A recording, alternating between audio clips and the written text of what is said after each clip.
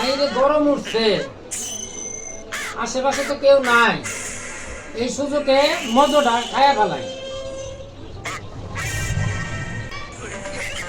আরে দাদা, একলা বসে কি করো? একলা বই আর রুম দিতাছি।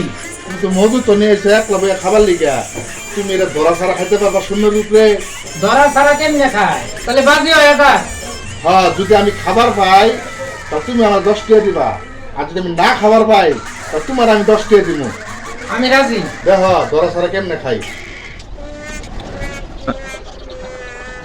ধরা ছাড়া খাওয়া হইলো এই যে আমার 10 টাকা দিয়ে তাহলে। খুশি?